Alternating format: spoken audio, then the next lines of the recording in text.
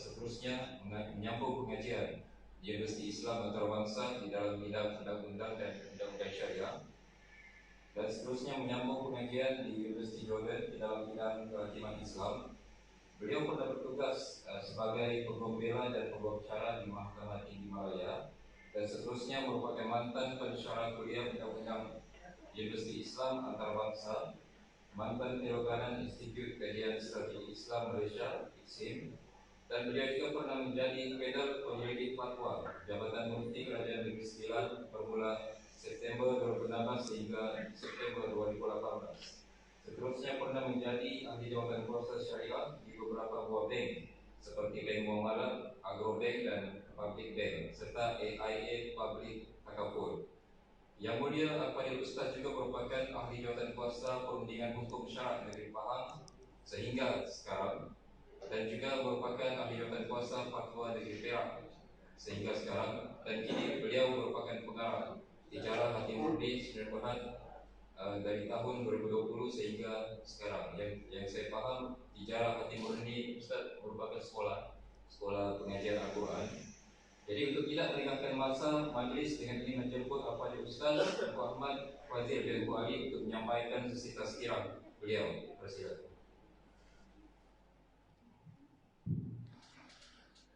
Assalamualaikum warahmatullahi wabarakatuh. Bismillahirrahmanirrahim. Alhamdulillahi rabbil alamin. Wa afdalus salati wa atammu taslimi ala sayyidina Muhammadin wa ala alihi wa sahbihi ajma'in. Rabbi shrah li sadri wa yassir li amri wahlul 'uqdatam min lisani yafqahu qawli. Subhanaka la ilma lana illa ma 'allamtana innaka antal alimul hakim. Allahumma akhrijna min zulumatil wahmi wa akrimna binuril fahmi waftah alaina bima'rifatil ilmi wa sahhil akhlaqana bil hilm waj'alna mimman yastami'una al-qawla fayattabi'una ahsana. Allahumma ati nufusana taqwaha wa zakkiha anta khairu man zakkaha anta waliyuha wa maulaha. Allahumma arinal haqqa haqqan warzuqna ittiba'ah wa arinal batila batilan warzuqna ijtinabah. Allahumma anfa'na bima 'allamtana wa 'allimna ma yanfa'una wa zidna ilma wa huda. Amma ba'd. Alhamdulillah, muslimin muslimat, hadirin hadirat yang saya hormati, moga-moga kita semua dirahmati dan diberkati oleh Allah Subhanahu wa taala, dan moga-moga kita semua dikurniakan oleh Allah Subhanahu wa taala kefahaman yang baik di dalam urusan agama, sesuai dengan sabda junjungan Nabi kita Nabi Muhammad sallallahu alaihi wasallam, man yuridillahu bihi khairan yufaqihu fid din. Barang siapa yang Allah nakkan dengan dia kebaikan, nescaya Allah beri dia faham dalam urusan agama. Dan moga-moga kita semua dikurniakan oleh Allah Subhanahu wa taala akhlak yang mulia, sesuai dengan sabda Nabi sallallahu alaihi wasallam, innama bu'istu liutammima makarimal akhlak. Hanya saja aku dibangkitkan demi untuk menyempurnakan kemuliaan akhlak. Kepada Tuan Syarif sebagai ketua ya, atau pengarah di sini. Ya? Pengarah ya. Kalau ketua ya memang bagi arahan lah. Pengarah tu yang bagi arahan. Ketua yang bagi arahan. Jadi saya ucapkan terima kasih kepada beliau dan ke seluruh warga Al-HDN Tawau yang sudi menjemput saya pada pagi ini untuk menyampaikan, mungkin kita boleh katakan, kuliah duha ya. Oleh kerana kita masih dalam majlis ilmu sebenarnya, walaupun di dewan, tidak di masjid, walaupun di pejabat ya, bukannya di surau, tapi elok sekali kalau saya berkongsi adab-adab yang kita jaga dalam majlis ilmu. Moga-moga majlis kita ini diberkati oleh Allah Subhanahu Wa Taala. 3 adab yang zahir dan 1 adab yang batin.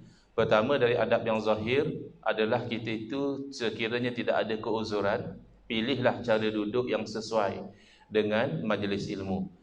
Kalau macam dalam dewan ni ya tidak ada pilihan lah ya, sebab kerusi memang macam inilah cara kita duduk. Tapi kalau di masjid misalnya, kita pilih salah satu dari 3. Sama ada kita duduk sebagaimana duduk dalam tahiyat awal, Itu duduk yang paling tertib dalam majlis ilmu, tapi biasanya yang paling lenguh, ya. Tuan-tuan nanti di masjid boleh cuba duduk macam tahiyat awal. Tidak mustahil lepas 10-15 minit cari kakinya sudah tidak jumpa. Mana kaki saya? Oh, sudah kebas, ya. Sebab lenguh. Yang kedua, duduk macam tahiyat akhir juga elok. Dan ketiga, duduk bersila. Elakkan dalam majlis ilmu seumpama melunjurkan kaki, ya, atau bersandar di dinding dan tiang dan sebagainya.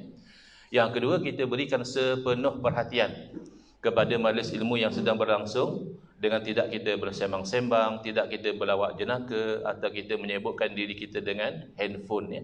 Ini yang menjadi kita kata mencacatkan adab, ya, dalam suasana sekarang ini adalah orang masih berurusan dengan handphone, ya, ketika majlis ilmu. Jadi eloknya sama ada kita off atau kita silentkan dalam majlis ilmu. Yang ketiga, kita hormati apa-apa yang menjadi wasilah, yang menjadi jalan kita mendapat ilmu.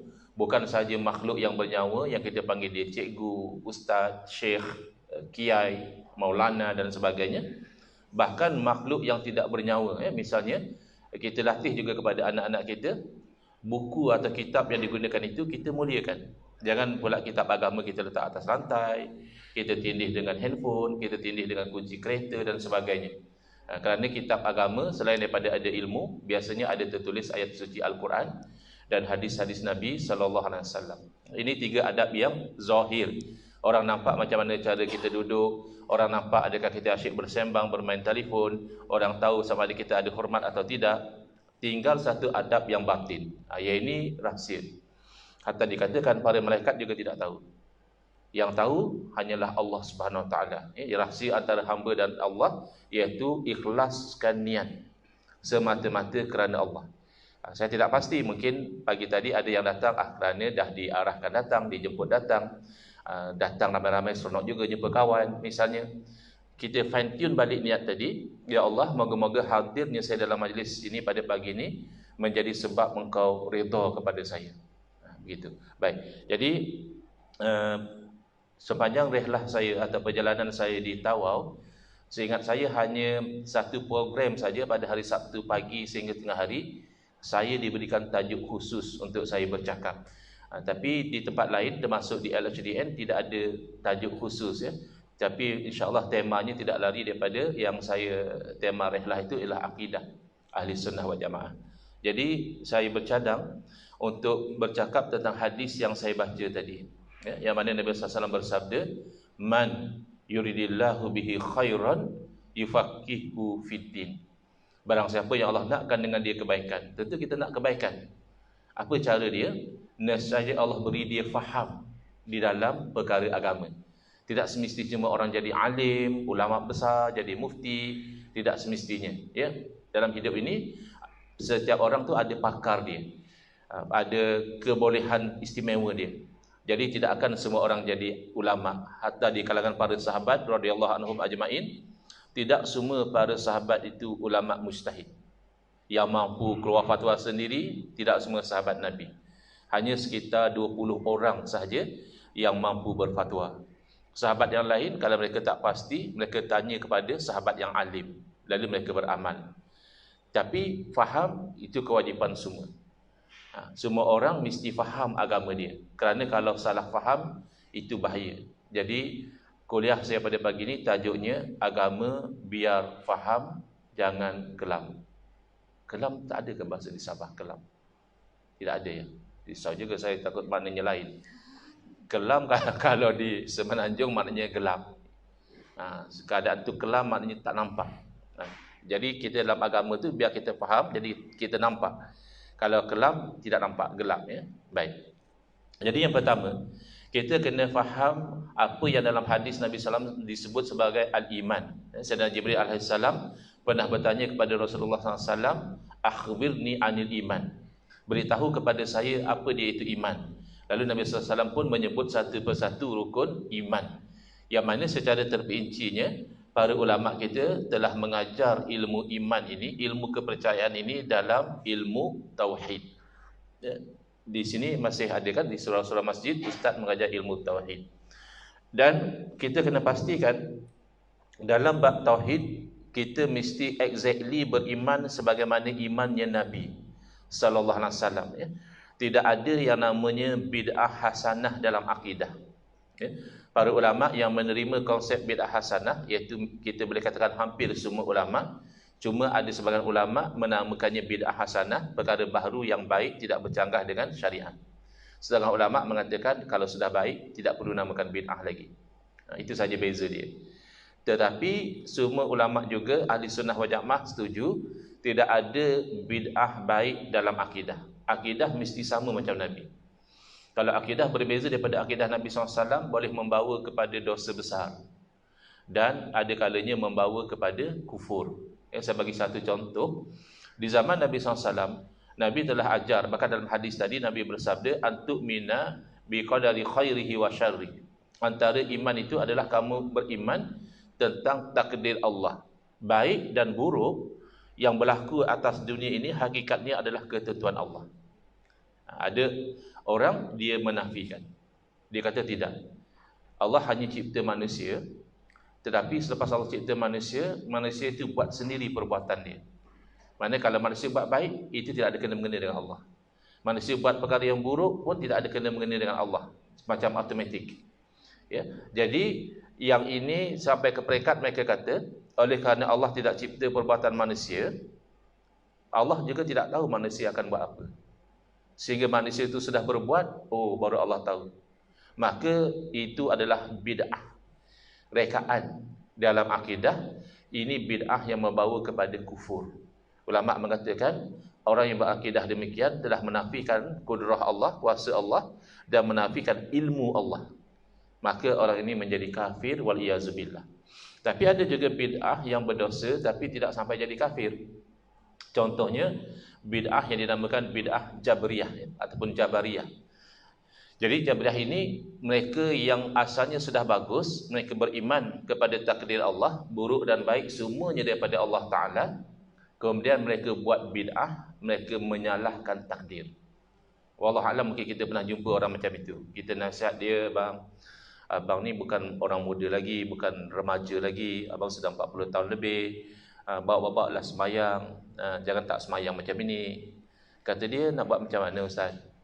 Saya ni memang Allah dah takdirkan tidak solat, kata dia. Dia menyalahkan takdir. Dia yang tidak solat, kata dia Allah yang takdirkan dia tidak solat. Jadi saya sudah kongsi di masjid, saya bergurau dengan Ustaz Afifuddin. Saya kata kalau Ustaz jumpa orang macam itu, ya Ustaz tampar saja dia, tampar atau tumbuk dia. Jadi kita kan manusia, kalau ditampar atau ditumbuk kita tidak suka, kan? Dia nanti komplain. Dia kata Ustaz tidak boleh macam ini. Ustaz kalau nak dakwah bil hikmah, dengan baik, jangan tampar orang macam ini. Jadi cakap pada dia, sabar abang, ya. Sebenarnya Allah dah takdirkan saya tampar abang ni. Kalau abang tak faham tu saya tambah lagi sampai abang faham. Jadi kan tidak boleh menyalah-nyalahkan takdir macam itu. Kita orang Islam ni tidak disuruh meneka takdir. Kita disuruh patuh kepada perintah Allah dan jauhi larangan Allah Ta'ala. Itu contoh bid'ah dalam akidah. Maka sebagai antivirus kepada bid'ah dalam akidah inilah, para ulama ahli sunnah wal jamaah menyusun satu ilmu yang di tempat kita ini dikenali sebagai ilmu pengajian tauhid sifat 20. Tujuannya itu sebagai antivirus, ya.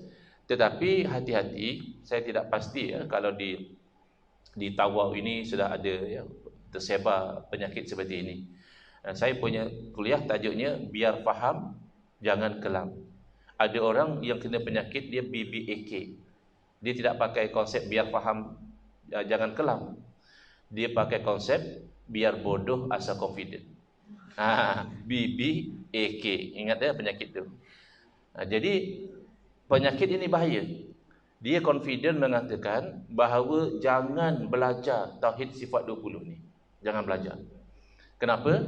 Pertama, kata dia ini adalah pengajian yang bid'ah. Mana ada zaman Nabi, kata dia, orang belajar tauhid sifat 20. Tidak ada. Jadi kita jangan belajar. Yang kedua, tauhid sifat 20 ni, kata dia, sebenarnya adalah ilmu falsafah orang Yunani. Ini bukan ilmu Quran dan hadis. Kita nak belajar ilmu Quran hadis, ya, jangan belajar ilmu falsafah Yunani.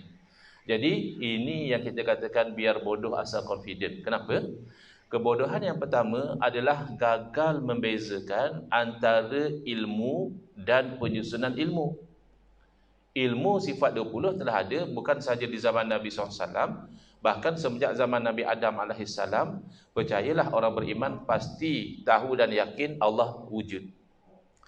Allah wujud itu tidak ada permulaan seperti makhluk, itu namanya qidam. Allah wujud tidak akan ada penghujungnya, itu namanya baqa. Allah wujud tidak sama seperti makhluk, itulah namanya mukhalafatuhu ta'ala lil hawadis. Allah wujud tidak perlu kepada yang lain. Allah tidak perlu kepada yang menciptakan, Allah tidak perlu kepada tempat, Allah tidak perlu kepada pembantu. Itulah namanya qiyamuhu ta'ala binafsihi. Allah wujud maha esa zat, sifat dan perbuatannya. Itulah namanya wahdaniyah. Allah maha hidup namanya hayah. Allah maha berilmu namanya ilmun. Allah maha mendengar namanya Allah maha berkuasa namanya kudrah. Allah maha berkehendak namanya iradah. Allah maha mendengar, maha melihat, maha berkata-kata, samak, basar dan kalam. Jadi ulama terangkan lagi, kalau sudah ada kudrah, ada kaunuhu qadiran. Hal keadaan Allah itu berkuasa. Kalau ada iradah, ada kaunuhu muridan.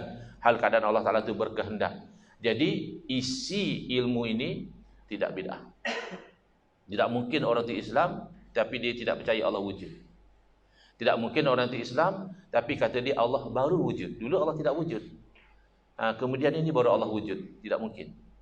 Atau orang Islam tapi kata dia Allah juga sama seperti makhluk. Makhluk pun sama saja seperti Allah.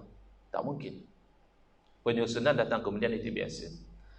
Tuan-puan pernah dengar tak Sayyidina Umar, Sayyidina Abu Bakar belajar tajwid? Yang Sayyidina Umar belajar ini ikhfa, ini izhar, ini idgham bi gunnah, idgham bila gunnah. Mana ada sahabat Nabi belajar tajwid? Penyusunan ilmu tajwid itu baru.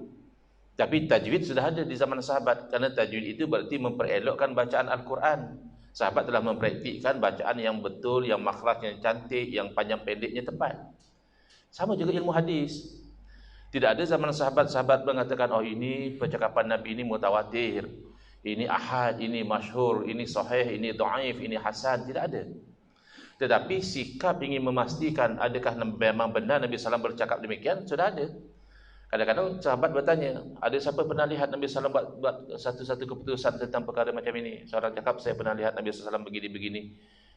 Adakah selain daripada kamu yang lihat, yang dengar benda yang sama? Mana sikap memastikan sudah ada. Sikap mengkritik perawi hadis sudah ada.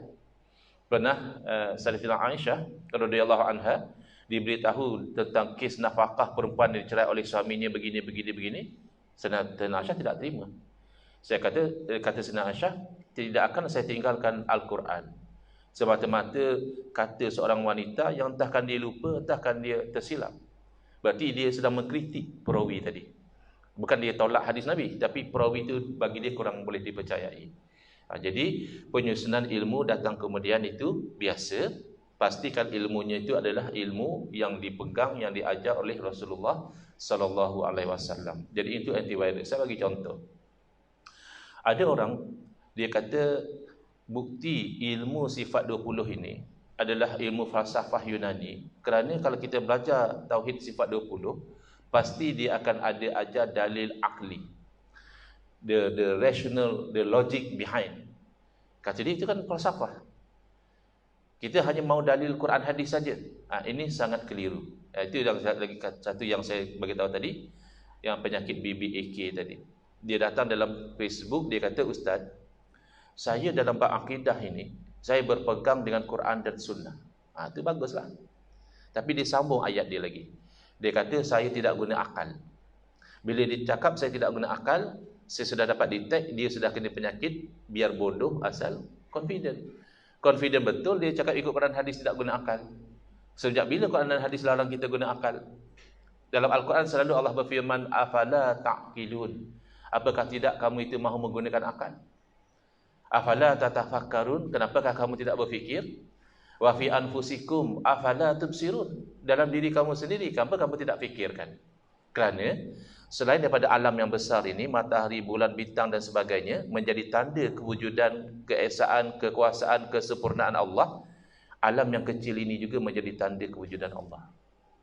Tapi syarat kita kena perhatikan. Yang paling basic sekali adalah kita ini wujud selepas tidak wujud. Betul kan?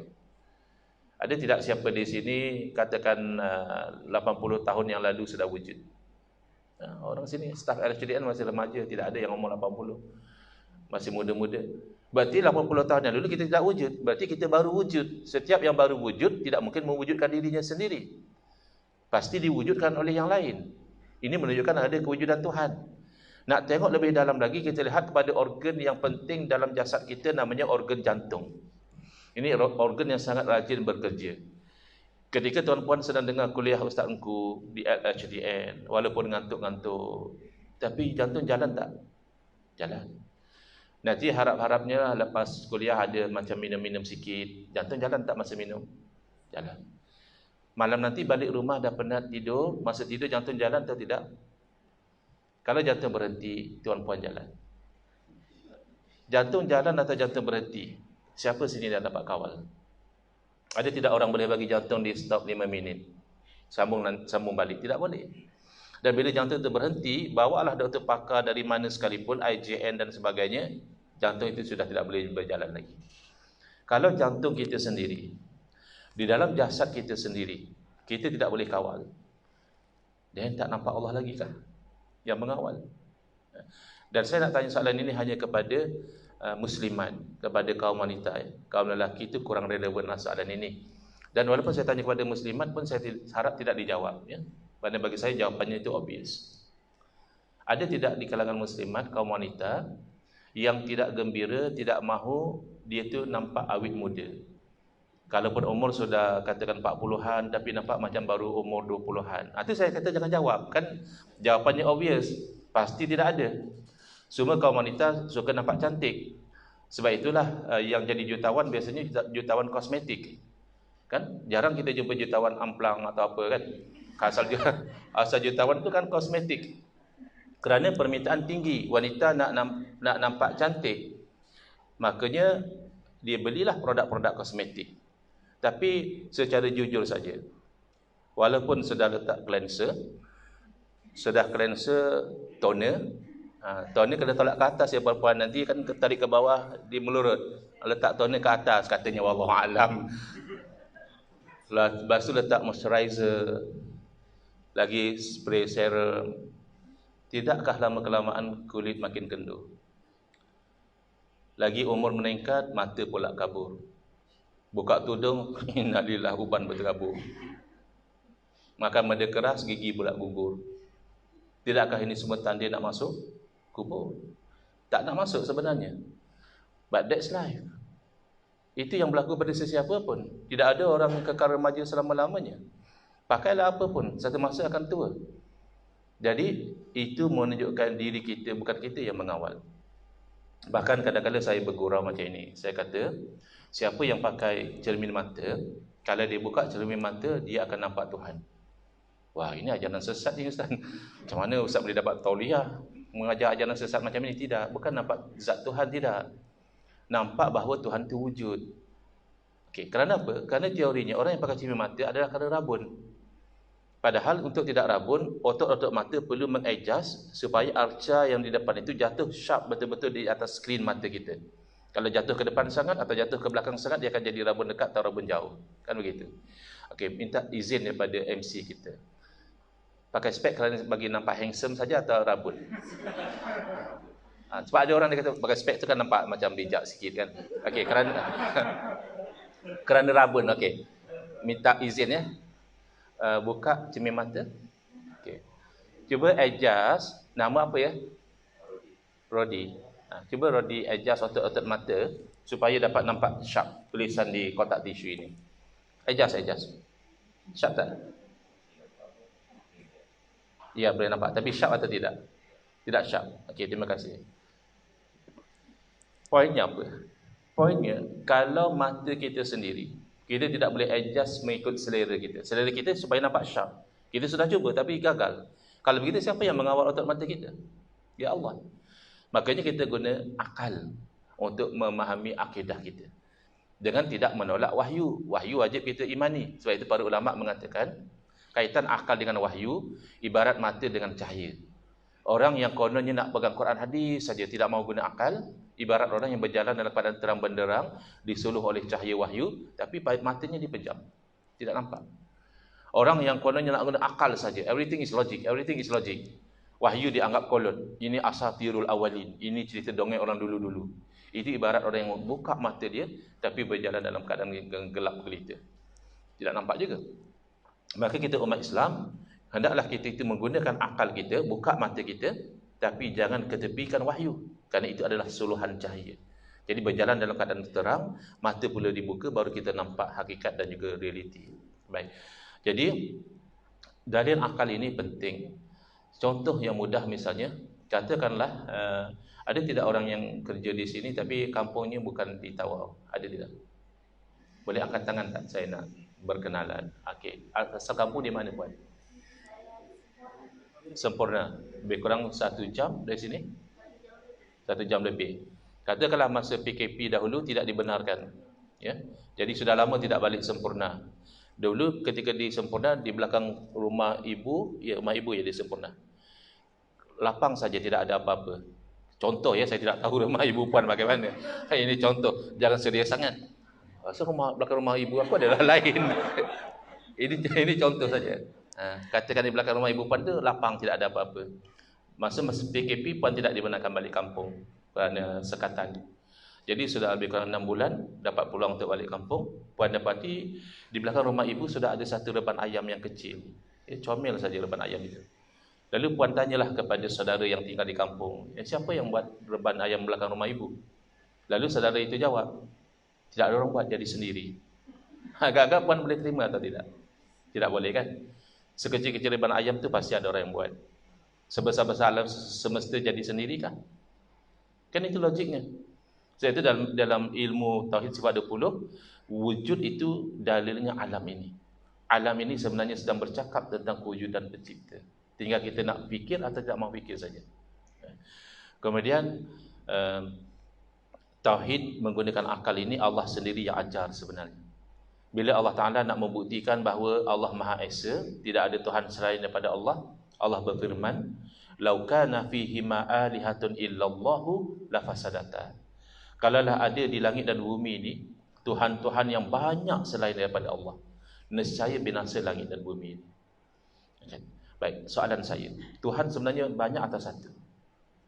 Satu kan? Kenapa Allah sendiri berfirman kalau Tuhan banyak? Berarti Allah suruh kita bayangkan dengan akal saja. Dalam realiti Tuhan tidak banyak. Tapi cuba kamu bayangkan dengan akal, Tuhan sampai 10. Masing-masing Tuhan kan pasti nampak cara dia. Saya selalu bagi contoh yang mudah saja. Sistem pilihan raya di negara kita. Kenapa kita buat pilihan raya? PRU baru di 15, belanja besar kan? Sampai bilion katanya. Kenapa kita buat pilihan raya? Jawapannya sebab nak pilih kerajaan. Okey, why not kita jimatkan belanja yang begitu besar? Kita jangan lagi buat pilihan raya. Habis macam mana nak lantik kerajaan? Siapa saja yang berminatlah kita lantik.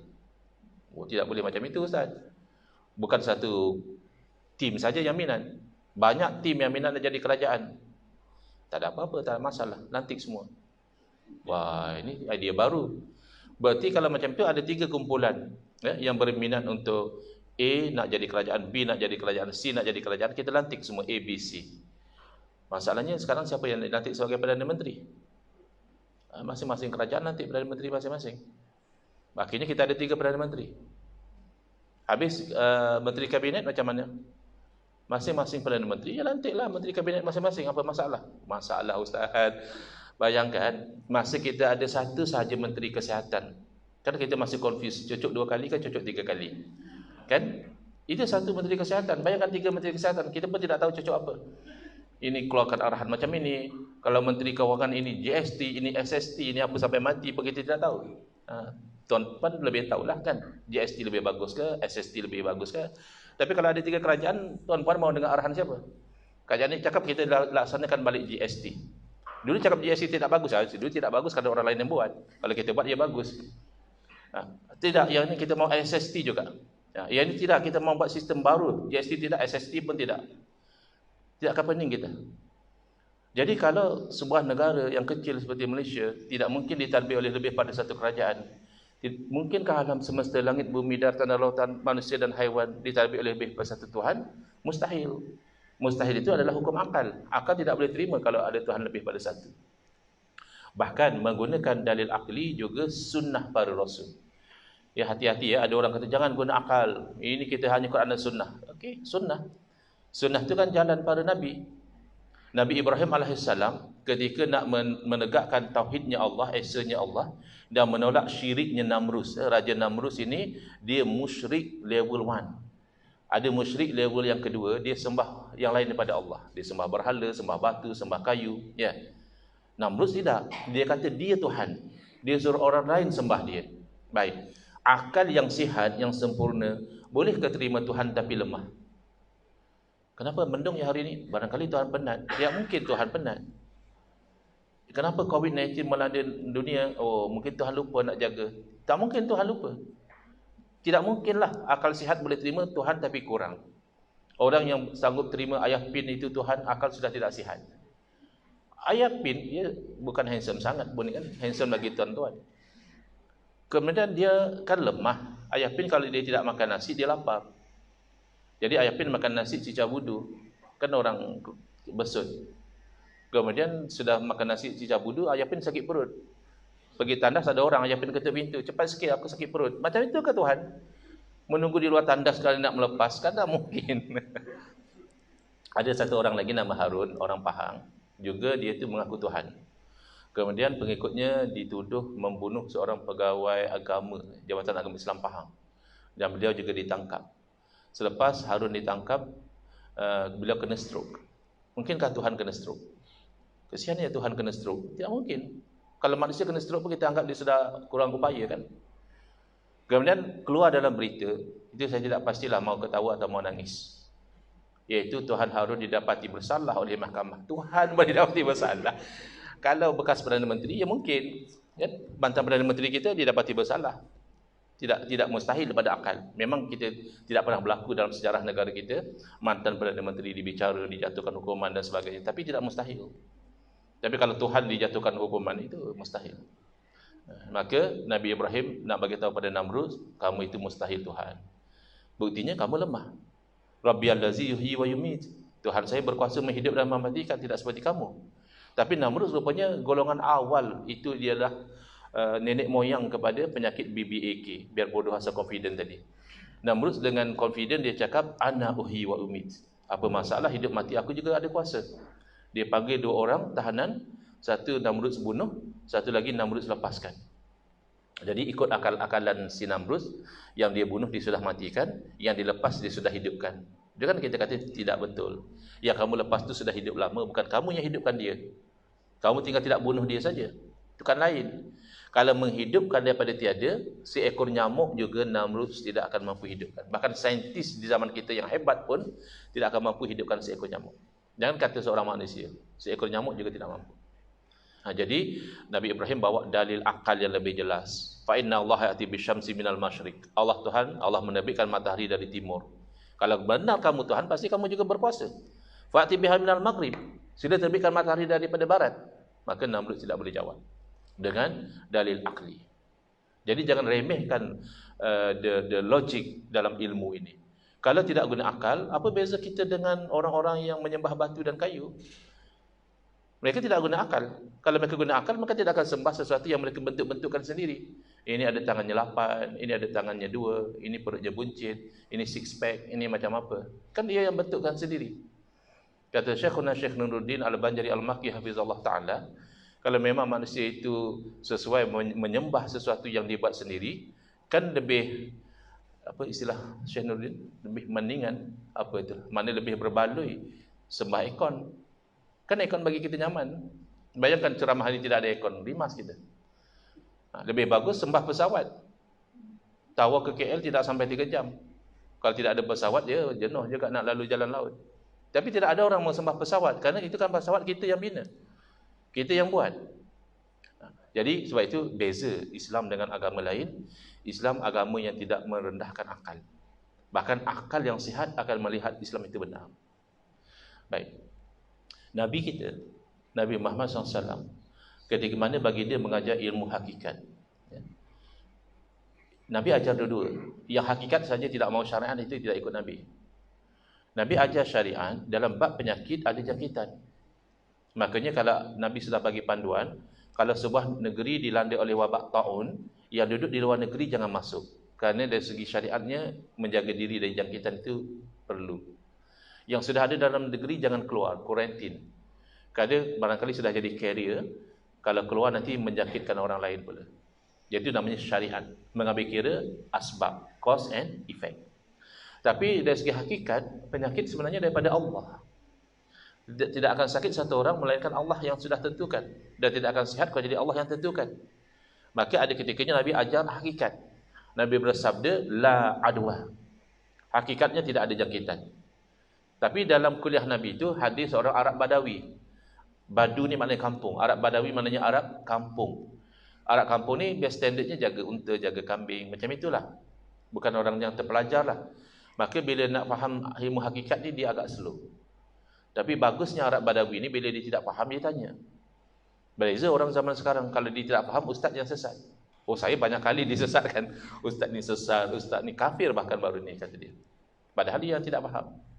Tapi Arab Badawi ini tidak faham, dia bagus. Dia tidak komplain Nabi, dia tanya pada Nabi SAW, wahai Rasulullah, bagaimana kata Rasulullah tidak ada jangkitan? Saya perhatikan ada beberapa ekor unta yang sihat, bila masuk unta yang berpenyakit, habis unta-unta lain juga berpenyakit. Nabi sudah dapat tangkap. Kalau begitu orang Arab Badawi ini dia masih terikat dengan cause and effect. Betul lah tu kan? Dari si cause and effect memang ada jangkitan. Tapi yang Nabi nak ajar ni hakikat, tauhid. Maka Nabi menggunakan dalil akli. Dengan satu soalan saja mampu membuka minda orang Arab Badawi ini. Nabi bertanya, faman a'dal awal. Kalau memang penyakit melalui jangkitan, siapa yang menjangkiti unta yang mula-mula sakit? Pasti ada unta yang mula-mula sakit. Tidak akan bersambung-sambung, tidak putus-putus.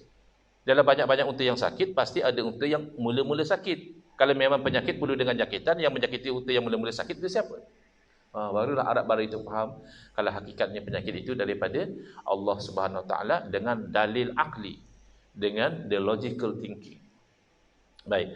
Jadi hati-hati kalau ada orang walaupun ustaz sekalipun, sahibu fadilah, hatta sahibu samahah sekalipun, yang memperlekehkan pengajian tauhid sifat 20, hati-hati.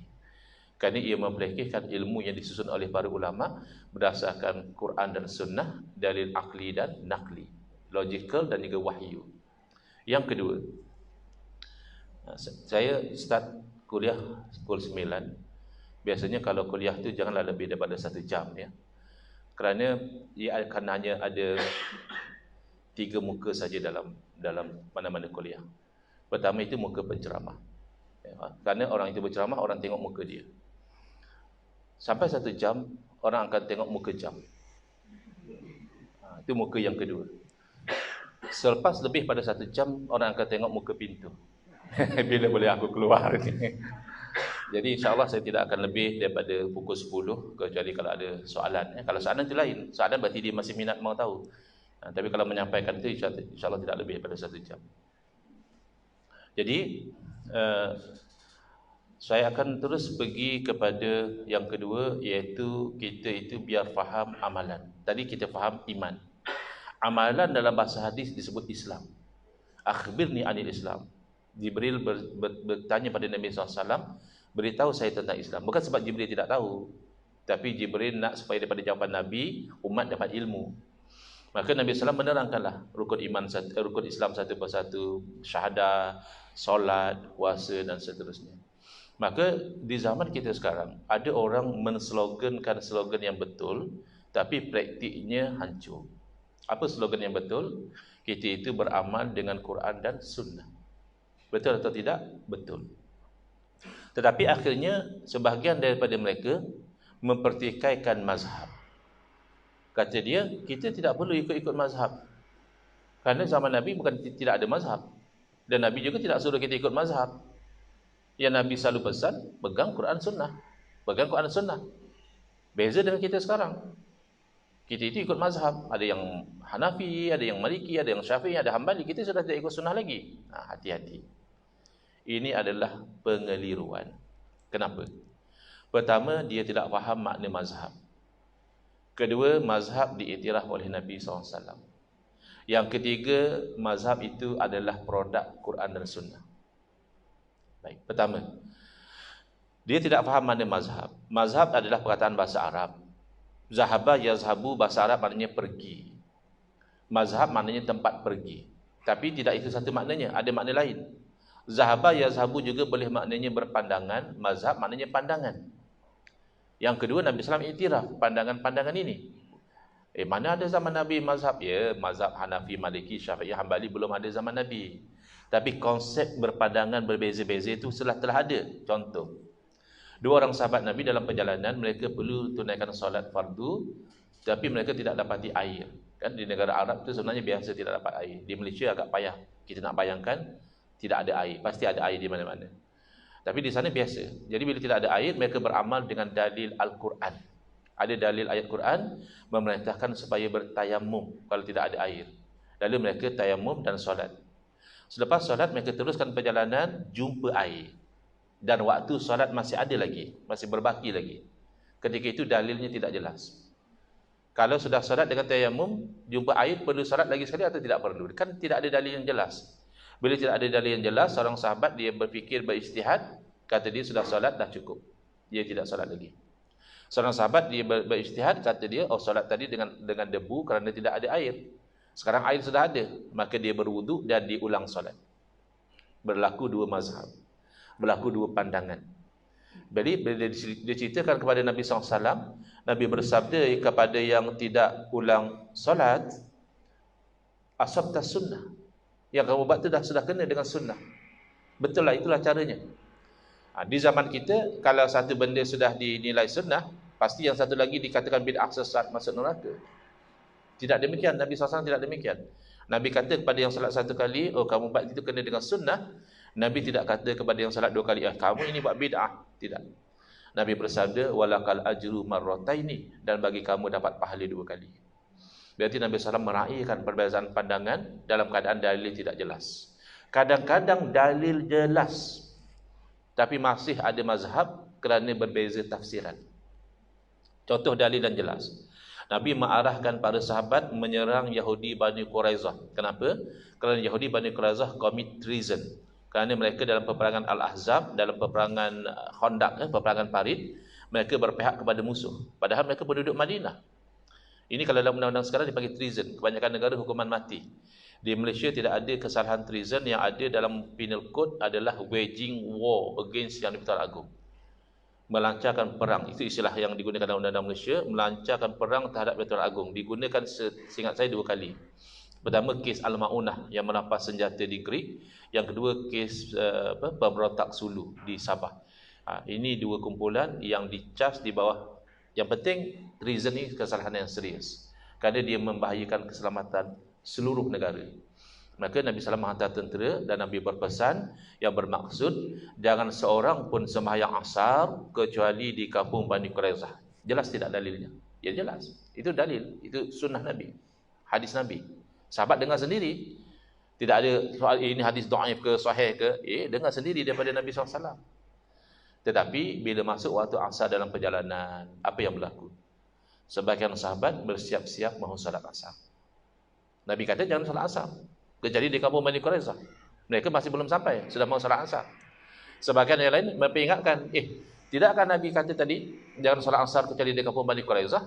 Jawab yang ingin salat, bukan maksud Nabi begitu. Maksudnya lain. Lalu mereka salat. Yang sebahagian lagi tunggu sampai di kampung Bani Quraizah, asar sudah habis. Waktu asar sudah tamat, baru mereka salat. Bila sampai berita itu kepada Nabi SAW, bagi dia tidak kritik mana-mana. Bagi dia terima dua-dua. Kenapa? Kerana beza tafsir. Yang pertama, menafsirkan kalam Nabi dengan maksud bersegera, cepat. Sekira-kira asar itu sudah sampai di sana. Tapi oleh kerana kita belum sampai, kan ada dalil ayat Quran, sembahyang itu adalah kewajipan yang berwaktu. Kita kena ikut dalil itu. Jadi maksud dia itu, dia panggil kalau dalam istilah undang-undang, purposive approach. Dia menafsirkan secara apa objektif Nabi kata begitu. Objektifnya maksud suruh cepat sekiranya asar dah sampai di sana. Sementara yang satu lagi, the literal approach. Dia ambil secara literal, Nabi kata jangan sembahyang kecuali di sana. Di sana baru mereka sembahyang, walaupun waktu asar sudah habis. Maka Nabi SAW sendiri mengiktiraf kedua-duanya. Yang ketiga, saya kata tadi, mazhab ini sebenarnya adalah produk Quran dan Sunnah. Kerana apa? Kerana bila ulama pergi pada Quran dan Sunnah, akan berlaku salah satu daripada dua. Iaitu yang pertama, ulama pergi pada Quran misalnya, semuanya faham dengan kefahaman yang sama, semuanya keluar fatwa yang sama, maka berlakulah ijma'. Ijma' ni maknanya konsensus, kesepakatan. Ijma' ulama wajib ikut, tidak boleh kita langgar. Tetapi tidak jarang berlaku ulama ini faham begini, ulama seorang lagi faham lain, maka berlakulah khilaf, berbeza pandangan. Maka masing-masing keluar fatwa yang ikut kefahaman mereka. Fatwa yang berbeza inilah namanya mazhab. Jadi macam mana kamu kata ikut Quran Sunnah dan ikut mazhab, sedangkan mazhab itu produk daripada Quran dan Sunnah? Saya bagi satu contoh. Orang perempuan, ya memang orang mana pun kalau kahwin, bukan dengan niat ingin bercerai kan. Kalau kahwin tapi mau bercerai itu kan cerita drama saja. Dalam dunia realiti tidak ada yang namanya berkahwin tapi ingin bercerai. Dan bila satu orang perempuan diceraikan oleh suami dia tidak boleh terus kahwin dengan orang lain. Ini boyfriend lama aku sudah lama tunggu, jadi minggu lepas kena cerai, minggu ni mau kahwin terus, tidak boleh. Dia kena tunggu habis iddah. Baik. Iddah perempuan yang dicerai oleh suami berapa lama? 3 kali? Sudah khilaf. Ada yang kata haid, ada yang kata suci. Jadi ulama senang saja nak tahu, mereka rujuk kepada sumber hukum, iaitu Quran dan Sunnah. Rupanya dalam Quran telah cerita dengan jelas. Wal mutallaqatu yatarabbasna bi anfusihinna salasata quru. Perempuan yang dicerai oleh suami hendaklah dia beriddah selama 3 quru. Maka ijma' ulama tidak ada khilaf bagi perempuan yang merdeka yang bukan hamba sahaya, iddahnya adalah 3 quru. Tidak ada yang kata 2, tidak ada yang kata 4. Semua sepakat 3. Ini namanya ijma'. Tapi timbul masalah pada perkataan quru. Quru dalam bahasa Arab boleh bermakna suci, boleh bermakna haid. Jadi ulama tertanya-tanya, yang Quran maksudkan itu suci atau haid? Rujuk kepada ayat Quran lain, kerana Quran sama ayat Quran saling tafsir menafsirkan. Rujuk pada hadis Nabi, kerana salah satu fungsi hadis adalah menerangkan makna Al-Quran. Rujuk juga kepada kaedah bahasa Arab, kerana Al-Quran dalam bahasa Arab. Akhirnya natijah daripada mengkaji demikian, ulama mazhab Hanafi menegaskan quru dalam ayat berarti haid. Keluarlah fatwa 3 kali haid sudah habis iddah. Sementara ulama dalam mazhab Syafi'i juga mengkaji, hasil kajian mereka menegaskan quru dalam ayat berarti suci. 3 kali suci baru habis iddah. Bayangkan, sama-sama rujuk Al-Quran, sama-sama rujuk ayat yang sama-sama dalam rangka memahami perkataan yang sama, berlaku 2 mazhab. Tiba-tiba kamu kata jangan ikut mazhab, ikut Quran dan Sunnah. Ini lucu. Lebih lucu yang mengatakan Nabi dulu sembahyang ikut mazhab mana. Loh, ini soalan standard apa ni bang? Nabi SAW sembahyang pasti ikut wahyu. Nabi bercakap saja ikut wahyu. Wa ma yantiqu anil hawa in huwa illa wahyun yuha. Nabi bercakap tu wahyu sebenarnya. Maka Nabi sembahyang pasti ikut wahyu. Habis kamu tu kenapa ikut mazhab? La ilaha illallah. Wahyu tu kan turun pada Nabi, bukan turun pada saya. Nabi ya betul sembahyang ikut wahyu. Saya sembahyang kena ikut Nabi. Sembahyang ikut Nabi itulah jadi mazhab. Kerana kadang-kadang orang nampak hadis tapi tidak nampak logik di belakang hadis. Hadisnya adalah sallu kama raaitumuni usalli. Hendaklah kamu itu solat sebagaimana kamu lihat aku solat. Maka kata dia, aku solat begini kerana aku nak ikut Nabi. Soalannya, kamu itu bila lihat Nabi solat? Kamu kata kamu solat sebagaimana lihat Nabi solat. Makanya kamu lihat Nabi solat bila? Ustaz Afif lihat Nabi solat bila? Minggu lepas atau tahun lepas? Kan tak pernah. Makanya kita solat kerana guru kita ajar kita solat begitu. Dan dia juga tidak lihat Nabi solat. Dia ambil daripada guru dia. Maka pastikan ambilan solat kita itu daripada guru kepada guru kepada guru, sampai kepada orang yang sampai ilmunya kepada sahabat Nabi radhiyallahu anhu ajma'in, kerana mata sahabat Nabi yang memandang Nabi salat bagaimana. Yang macam itu bersama sanad tinggal 4. Imam ambil daripada guru Hanafi atau guru Maliki atau guru Syafi'i atau guru Hambali. Lain daripada 4 mazhab bukan tidak bagus, bukan tidak alim ulamanya, tapi takdir Allah pupus, tidak sampai. Makanya lah ulama kata ikut salah satu daripada 4. Tapi saya kalau nak ikut 4-4 boleh ke Ustaz? Kamu ni soalan biarlah bijak. Macam mana kamu nak ikut 4-4? Kunut subuh tu ada 2 mazhab. Satu mazhab kata sunan, satu mazhab kata tidak sunan. Habis kamu sembahyang subuh baca kunut atau tidak? Kan salah satu saja kamu pilih nanti. Jadi kamu ni angan-angan yang besar. Ulama dahulu alim 4 mazhab, beramal 1 mazhab. Kamu 1 mazhab juga tidak alim, mau amal 4, itu kan angan-angan. Jadi kita sembahyang ikut mazhab kerana nak ikut Nabi. Dan kenapa ulama berbeza? Kadang-kadang berbeza dalam menerima dalil. Ulama dia kata hadis ini tidak sahih. Ulama yang lain dikaji, dia kata tidak masalah, ini hadis sahih. Maka dia menerima, satu tidak menerima. Dan kadang-kadang memang yang sahih itu pun berbeza-beza. Nabi SAW sujud itu lutut dahulukah atau tangan dahulu? Kita kan ikut Nabi, makanya lutut dahulu atau tangan dahulu? Rupanya ada riwayat yang berbeza-beza. Ada yang kata Nabi SAW lutut dahulu, ada yang kata Nabi SAW tangan dahulu. Maka tidak mustahil Nabi buat dua-dua, tapi pada masa yang berbeza. Maka ikut mana satu pun ikut sunnah sebenarnya. Yang tidak sunnah itu kalau kepala dulu. Kepala dulu itu bahaya. Cedera parah nanti kalau sujud kepala dulu. Jadi itu konsep bermazhab adalah cara yang paling selamat itu ikut Quran dan sunnah. Biar faham. Jangan kita gelap menyangkakan kononnya Quran dan sunnah lain, mazhab itu lain. Tidak. Mazhab itulah hasil produk Quran dan sunnah. Dan yang terakhir, alhamdulillah, dengan yang terakhir yang tidur pun bangun balik. Sudah nak habis kata dia, alhamdulillah. Yang terakhir kita kena ikut Nabi dalam kemuliaan akhlak, iaitu dalam soal hati. Kadang-kadang orang cakap soalnya itu hati. Kalau kita pelik, kenapa orang yang berkelakuan macam itu tak tergambar dalam fikiran kita. Kadang dengan ibu dia sendiri, kadang dengan adik-beradik dia sendiri, kadang tikam kawan, kadang ini fitnah orang. Kenapa? Soalnya hati. Karena hati itu raja. Karena idza salahat salahal jasadu kulluh, kata Nabi SAW. Bila baik seketul daging itu, baik seluruh jasad. Wa idza fasadat fasadal jasadu kulluh. Bila rosak hati itu, rosaklah seluruh jasad. Dan inilah namanya ilmu tasawuf. Tapi ada orang silap faham. Dia ingat ilmu tasawuf itu mau buat perkara yang pelik-pelik. Belajar ilmu tasawuf ni kena pelik-pelik. Boleh terbang di udara, boleh terjalan di atas air. Secara jujur, ya, tuan-puan kalau mau terbang di udara, tak perlu belajar tasawuf. Boleh ikut macam saya. Saya buat macam mana terbang di udara. Saya beli tiket emas, online lagi. Jadi ada orang layan lagi bagi makanan. Kan senang. Susah-susah baca tasawuf nak terbang di udara, kan terlanggar pokok kan susah. Jadi tasawuf. Beli kan orang-orang. Lagi 4 minit. Tasawuf adalah untuk bersihkan hati daripada sifat yang terkeji, lalu dihiasi dengan sifat yang terpuji. Ini ajaran Islam. Islam yang tidak bagi hasad dengki. Innal hasada ya'kulul hasanat kama ta'kulun narul hatab. Hasad dengki itu memakan kebaikan seumpama api memakan kayu api. Kenapa? Orang hasad dengki ini dia pembangkang kepada Allah.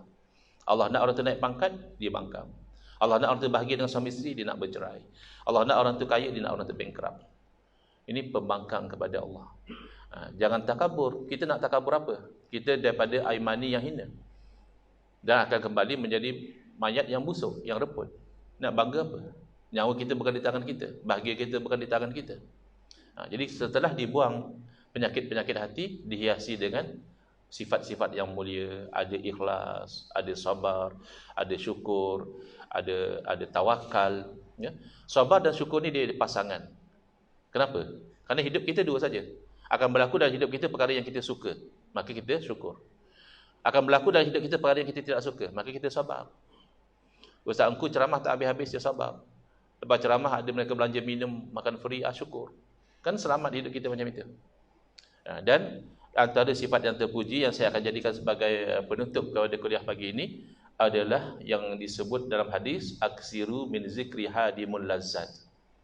Perbanyakkanlah daripada mengingati perkara yang menghancurkan kelazatan, iaitu zikrul maut.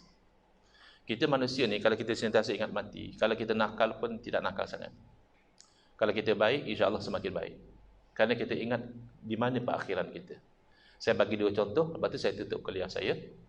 Contoh pertama, kejadian sebenar yang berlaku ketika saya nak buat akikah untuk anak perempuan saya, seekor kambing. Jadi saya pergi ke sebuah ladang di Gombak, di Selangor. Saya pilih 1 ekor kambing untuk jadikan kambing akikah. Janji dengan toki ladang, minggu depan saya akan datang untuk sembelih kambing itu. Bila saya sudah pilih, toki ladang dia ambil cat yang spray itu, dia spray di badan kambing itu warna merah. Tandanya kambing itu sudah ada orang booking. Jadi next week saya datang untuk sembelih kambing. Kata toki ladang, dia kata, bang, kita baru dapat stok baru. Kalau bang mau tambah duit sikit, dapat kambing yang lebih bagus, yang lebih banyak daging dia. Saya kata okey juga. Jadi saya beli kambing lain. Dan saya sembelih lah kambing yang saya beli itu untuk akikah. Lepas saya sembelih kambing itu, datang kambing yang ada cat merah tadi, lompat-lompat depan itu. Jadi saya komen lah kepada penjaga ladang, saya kata, oh panjang umur lagi kambing ni. Kan sepatutnya dia kena sembelih tadi, tapi belum sampai ajal dia. Tapi komen daripada penjaga ladang tu menyebabkan saya seolah-olah insaf. Dia kata, bang, kambing kat ladang ni mereka hanya tunggu mati saja. Maknanya kalau tidak hari ini, mungkin besok, mungkin minggu depan. Saya pula tercakap pada dia, saya kata, oh macam tu macam kita atas dunia lah. Kita atas dunia ni macam kambing di ladang, hanya kan tunggu mati. Kita gelak sana, gelak sini. Oh rupanya malaikat sudah spray. Tuan ni minggu depan nak ambil. Puan ni insya-Allah 2 hari lagi. Kan sudah kena spray. Tapi kita tidak insaf. Kalau kita ingat kehidupan kita ni umpama kambing di ladang menunggu disembelih oleh malaikat maut, kita tidak akan nakal sangat. Dan kisah yang kedua dan sebagai penutup adalah kisah banduan akhir. The Last Prisoner. Kita mungkin aware di Malaysia ni masih ada capital punishment, hukuman mati. Ada lah urus-urus nak hapuskan, tapi masih ada hukuman mati. Dan di Malaysia dijalankan dengan cara gantung sampai mati. Jadi bila dijatuhkan hukuman mati oleh mahkamah, biasanya akan merayu ke mahkamah rayuan. Katakan ditolak, akan pergi ke mahkamah persekutuan. Ditolak lagi, akan merayu kepada lembaga pengampunan. Kalau ditolak, akan ditetapkan tarikh pengantungan. Saya difahamkan oleh orang yang kerja di penjara, wallahualam betul atau tidak, akan diukur berat badan dan tinggi untuk pilih tali gantung yang sesuai. Kerana kalau tidak, boleh jadi terlampau laju, leher boleh putus. Terlampau lambat akan terseksa. Tergantung lama tapi lambat mati. Maka nak kena ngam dengan tinggi dan berat. Boleh bayang tak perasaan orang itu ketika tinggi dan beratnya diukur? Ini bukan ukur baju raya. Puan-puan kalau ukur baju raya kan seronok. Apatah lagi baju pengantin kan. Tapi ini bukan nak ukur baju, ini nak ukur tali gantung. Dan mereka akan diberi last meal. Untuk jumlah berapa ringgit dah, penjara akan usahakanlah kamu nak makan apa sebagai makanan terakhir kamu. Katanya buat takkin pilih KFC. Makan 2 suap dia tak mau dah.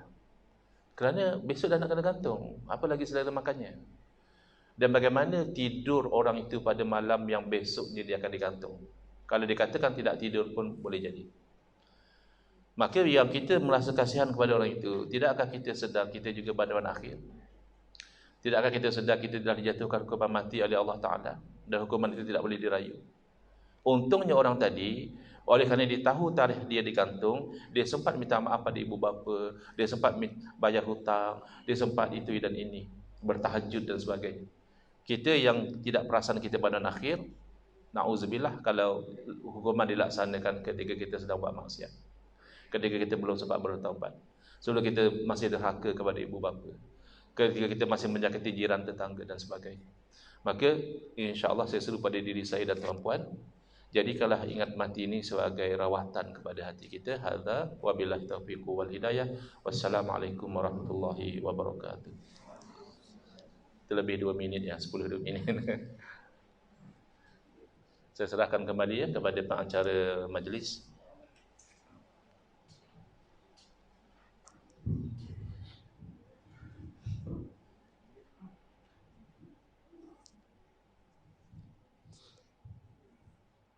Terima kasih diucapkan kepada Fadil Ustaz di atas tazkirah yang begitu rasanya macam sekejap kan,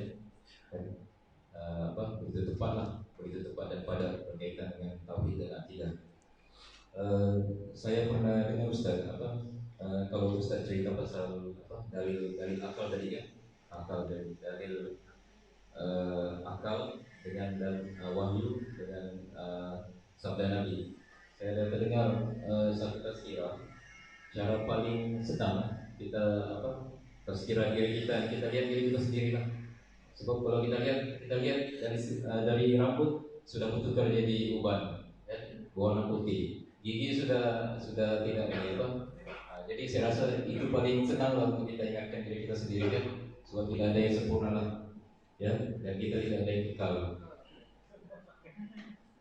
Oke, seterusnya bagi teruskan majlis dibukalah kepada Aksian Ruki sebenarnya kalau tidak bertanya dibuka kepada Aksian untuk bertanya soalan sekiranya ada.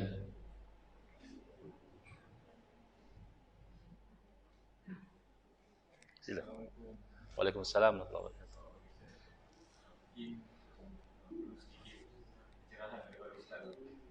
Sebab kita umumnya di Malaysia ni Nusantara memang mazhab Syafi'i. Tapi pada Ustaz, adakah menjadi kesalahan sekiranya orang Malaysia atau Nusantara tapi mengamalkan mazhab lain? Tetapi bila dia mengamalkan mazhab lain dan golongan yang netizen lah, yang tidak faham agama, dia merasakan yang perkara itu salah. Contohlah, mungkin kita dalam Malaysia ni kalau sembahyang subuh, kebanyakan daripada kita angkat tangan. Baca kunut. Itu mazhab Syafi'i. Tapi ada yang tak faham. Kalau kita yang faham selalu belajar ilmu, salah dia tu. Tapi dia kata dia ikut mazhab lain.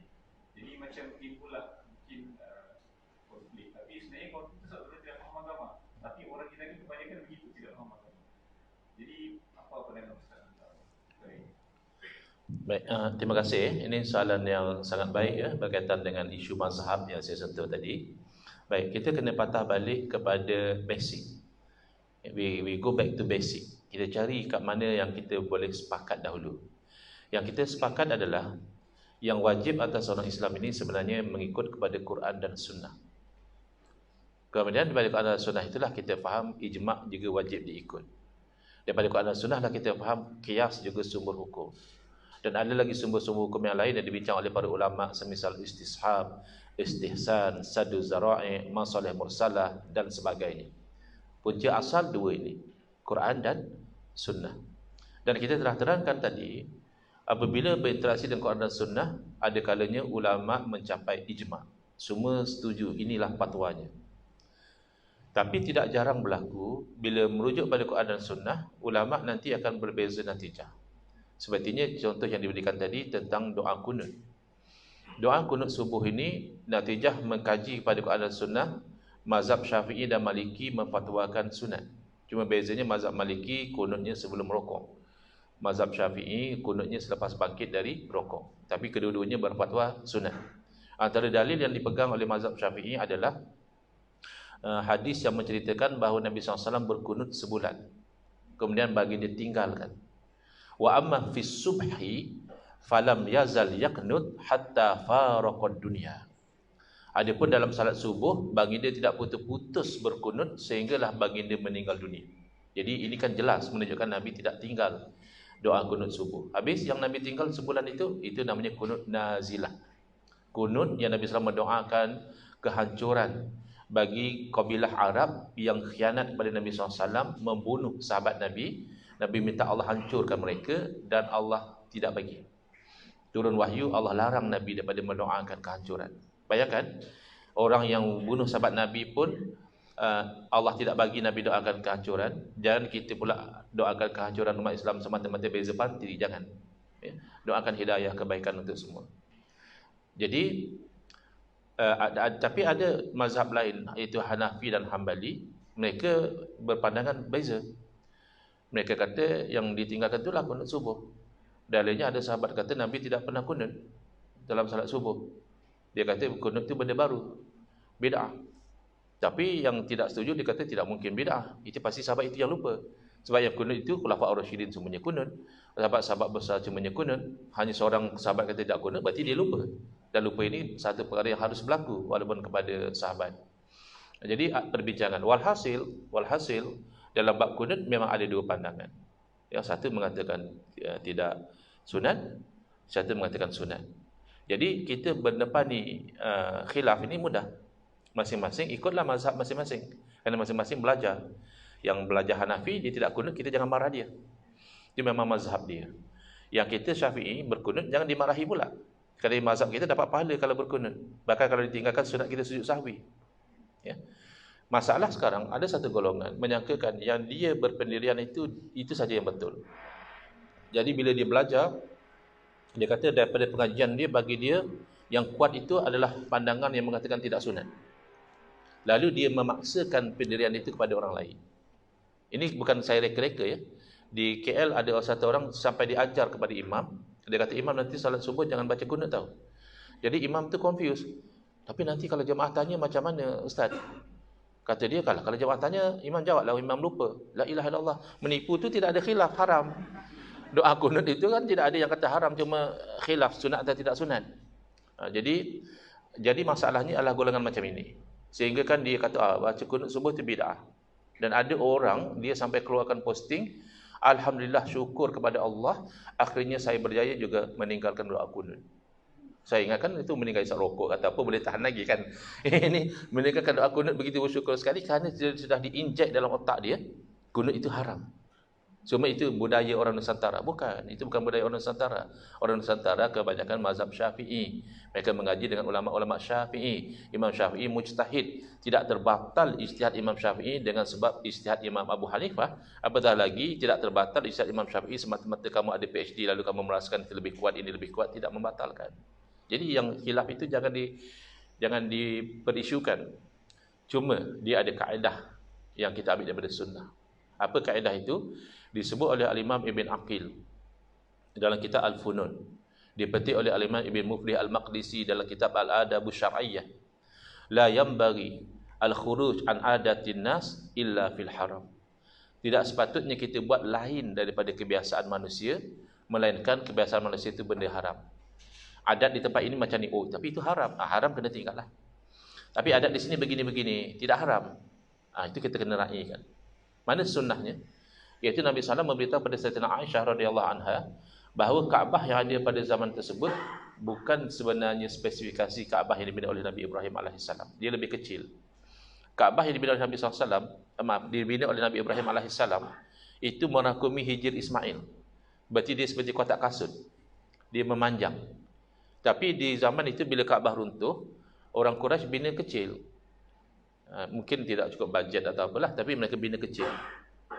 Maka Sayyidatina Aisyah mencadangkan, wahai Rasulullah, kalau tidak bagi dia runtuhkan saja yang tidak betul speknya itu, bina baru ikut spesifikasi yang betul. Nabi tidak mahu. Kerana Nabi SAW bersabda, kalau dah tidak kerana kaum kamu itu baru lagi dengan jahiliyah, mungkin saya akan buat. Tapi mereka baru masuk Islam, mereka sudah biasa Kaabah begitu. Kalau saya rubuhkan, itu jadi fitnah, jadi kesangsian nanti. Begitu juga Imam Ahmad bin Hanbal rahimahullah ta'ala. Murid-murid atau orang ramai tanya, Imam kan berfatwa sebelum salat maghrib ada salat sunat 2 rakaat. Ya betul. Habis kenapa kami perhatikan Imam tidak buat? Ya kerana orang di sini tidak buat. Tinggalkan yang sunat itu tidak berdosa, maka saya tinggalkan. Sama misalnya dalam isu akad nikah. Kan kecoh. Yang hamba Allah itu bernikah dah selamat, kita yang kecoh. Itu pelakon Sabri Yunus sama Angeline Tan, ya. Cerita Pimai Tantu dulu. Masa muda dulu itu tidak jodoh lagi, tapi sudah berusia ini mereka ada jodoh dan mereka dinikahkan. Yang menikahkannya itu Mufti Perlis. Jadi sebagai wali sultan katanya. Kerana kan Angeline ini non-Muslim masuk Islam, jadi dia tidak ada wali dia. Jadi tidak masalah lah. Mufti Perlis ini sebagai wakil sultan untuk menikahkan. Sebab sultan itu menjadi wali pada orang yang tidak punya wali. Cuma yang jadi kecoh adalah apabila beliau menijabkan, qabul daripada pengantin tidak seperti biasa. Seperti biasa, pengantin akan kata, saya terima nikahnya dengan mas kahwin sekian-sekian, atau saya terima nikahnya dengan mas kahwin yang tersebut. Tapi yang dijawab oleh pengantin, saya terima dengan yang tersebut. Nikahnya tidak disebut. Okey, apa masalah? Masalahnya, yang itu bercanggah dengan kebiasaan manusia. Satu, kebiasaan orang kita adalah mesti sebut nikahnya. Saya terima nikahnya, atau kadang-kadang dia sebut nama pengantin. Saya terima nikah Siti Khadijah misalnya begitu. Tapi dia hanya sebut saya terima, tidak tahu apa yang diterima.